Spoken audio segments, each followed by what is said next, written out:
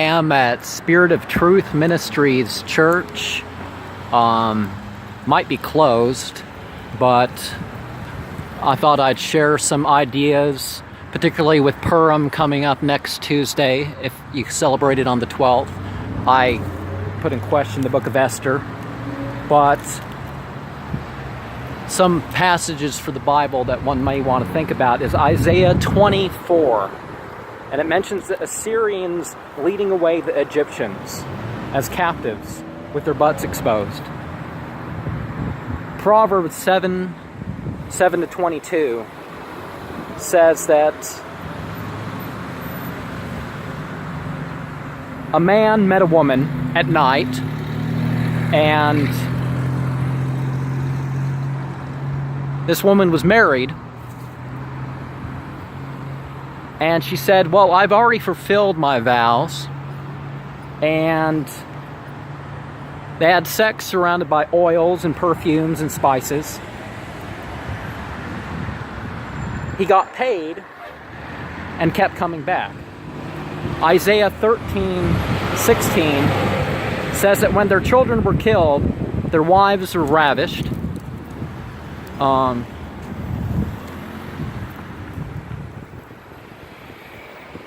Deuteronomy 22:17 mentions that someone found out his bad wife was not a virgin, but his own daughter's virginity was proven by spreading the sheets. And the Song of Solomon says in 1:12-13, he smells her and spends the night laying between her breast, and which are young and fair. And the Solomon 8:10 says he found her favor. Oh, she found her favor because he found favor in her because of her large breast. Numbers 31:18 says to keep the female virgins for yourself. Solomon 7:7-10 says that he felt the legs, held the hips, the breasts were held together, and his nose changed its smell from what they were doing. 2 Samuel 11:4 says, don't send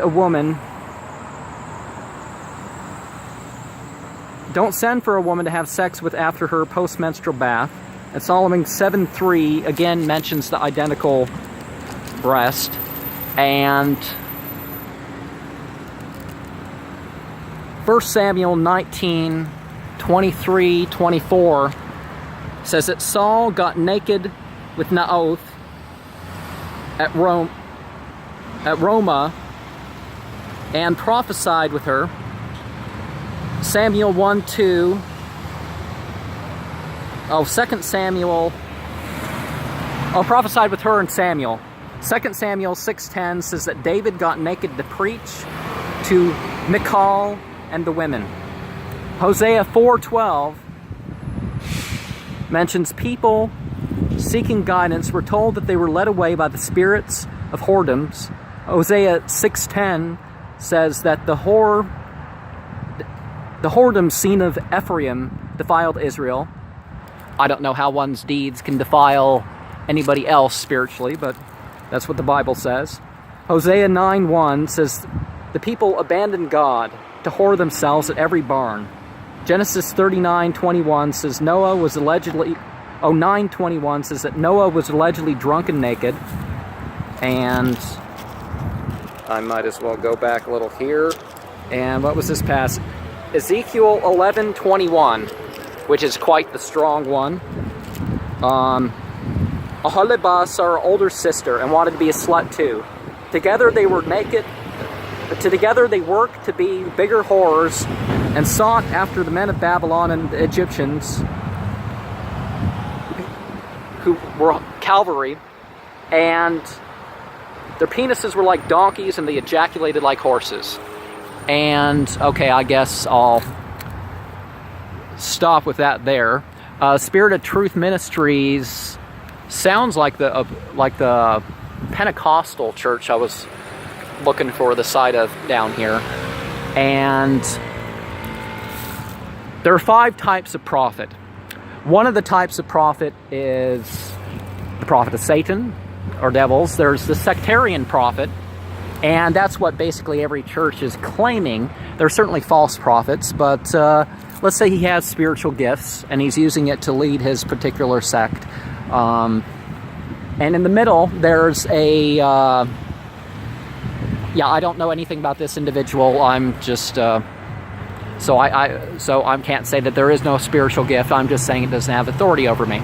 There's the prophet in the middle, the spiritually gifted person who confirms God's messenger and sent one prophets. And then, of course, there's the 2 types, the messenger and the exemplar prophets, which would have received direct revelation, direct inspiration of the likes that we don't have anymore. But look at those stained glass windows. Some people would have some meaning there, you know, because the yellow and the blue obviously serve as a good color for the outermost layer there, but we're not seeing a complete consistency in the colors there. So I guess that's it for what I had to say about some passages that might lead people to question in terms of sex in the Bible.